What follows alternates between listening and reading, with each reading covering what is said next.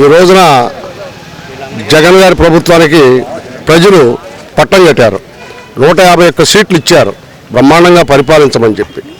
నువ్వు రావటంతోనే అన్నీ రద్దులు చేసేస్తున్నావు. ఆనాడు మరి చంద్రబాబు నాయుడు మంచుకో చెడుకో అన్న క్యాంటీన్లు పెట్టాడు, వాటిని రద్దు చేశావు. మరి ఆరోగ్యశ్రీ పథకాలు పెట్టారు, అవి రద్దు చేసేసావు. ఇప్పుడు కొత్తగా పెడుతున్నావు. రేషన్ కార్డులు రద్దు చేస్తున్నావు, పెన్షన్లు రద్దు చేస్తున్నావు. ప్రభుత్వాన్ని ఇక్కడ తీసేసేసి ఎక్కడో వైజాగ్ లేదా కర్నూలులో పెడతానని చెబుతున్నావు. మరి ఆనాడు ఎన్టీఆర్ గారు మరి పెద్దల సభను ఏర్పాటు చేశారు కావాలని చెప్పి. తర్వాత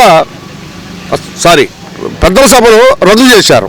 తర్వాత మీ నాన్నగారు అయినటువంటి వైఎస్ఆర్ రాజశేఖర రెడ్డి గారు మళ్ళీ పెద్దల సభ కావాలని చెప్పి పెట్టారు.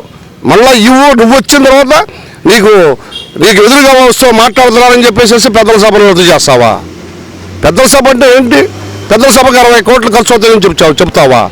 నువ్వు పెట్టే దోబరా ఖర్చుల్లో ఈ యొక్క శాసనమండలికి అయ్యే ఖర్చు అంతా దాన్ని రద్దు చేస్తావా? తీసుకెళ్ళిపోయి వైజాగ్లో చేస్తావా? నువ్వు ఆనాడు ఎన్నికల ప్రచారంలో మేనిఫెస్టోలో నువ్వు చెప్పావా? నేను రాగానే 3 రాజధానులు చేసేస్తాను, బ్రహ్మాండంగా చేసేస్తాను అని చెప్పావు. నువ్వేమి చెప్పలా. బ్రహ్మాండంగా పరిపాలిస్తాను, నాకు ఒక అవకాశం ఇవ్వండి, నాకు ఒక ఛాన్స్ ఇవ్వండి అని చెప్పావు. వచ్చావు అధికారంలోకి, బాగానే ఉంది.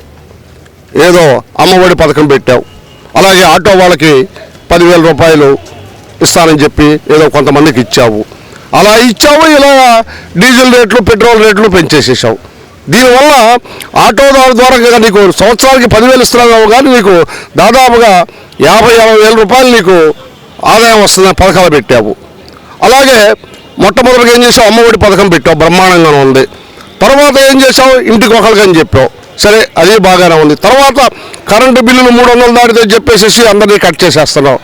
ఈ రోజున సామాన్యుడు పేదవాడు కూడా 300 రూపాయలు కరెంట్ లేకోకుండా ఒక 2 ఫ్యాన్లు, 2 లైట్లు, 2 బల్బులు వేసుకుంటేనే అవుతుంది. ఏసీలో అవసరం లేదు.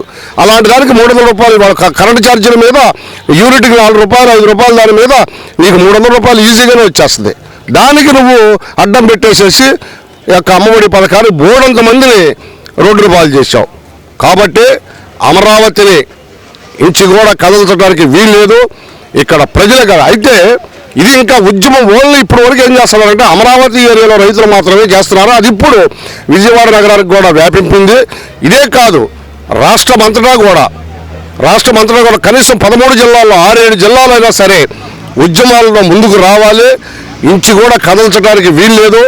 హైకోర్టు ఇచ్చేసింది. అలాగే శాసనసభల మండలం రద్దు చేసేసావు. సరే, ఇది కేంద్రానికి వెళ్ళింది. కేంద్రం నుంచి నీకు అంత తొందరగా నీకు రాదు. నువ్వు కేంద్రంతో కూడా సఖ్యతగా ఉండలేదు. కేంద్రం నుంచి నీకు అంత తొందరగా ఇది రాదు. ఈ ప్రాసెస్ అయ్యేటప్పటికి మరి 1 సంవత్సరం పట్టచ్చు, 2 ఏళ్ళు పట్టచ్చు అని కూడా చెప్పేసి న్యాయ నిపుణులు అంటున్నారు. ఈ లోపుగా ఈ యొక్క అమరావతి కార్యక్రమం నీకు సన్నగిలిపోతుంది. ఆందోళనలు పెరుగుతాయి. కంపల్సరిగా కూడా అమరావతి ఇక్కడే ఉండాలి. ఇది విజయవాడ నగరం అభివృద్ధి చెందటమే కాదు, ఇక్కడ జంక్షను నీకు వైజాగ్ వెళ్ళేప్పటికల్లా ఒక మూల అయిపోతుంది. నీకు ఏ విధంగా పరిపాలన చేస్తామని చెప్పేసి ఇది చేస్తున్నావు. కర్నూలులో హైకోర్టు, సరే కర్నూలులో హైకోర్టు దానికి కూడా కొంతమంది వ్యతిరేకం చెబుతున్నారు, కొంతమంది అనుకూలం చెబుతున్నారు. నువ్వు అభివృద్ధి వికేంద్రణ చేయి, పరిపాలన వికేంద్రణ చేస్తారంటే ఎవరు ఒప్పుకుంటారు? ఇది కరెక్ట్ కాదు. దీని మీద ప్రజలందరూ కూడా ఆందోళన చెందుతున్నారు. నువ్వు ఇలా కనుక చేస్తే భవిష్యత్తులో నువ్వు నామరూపాలు లేకుండా పోతావని చెప్పేసి మేము చెబుతున్నాం.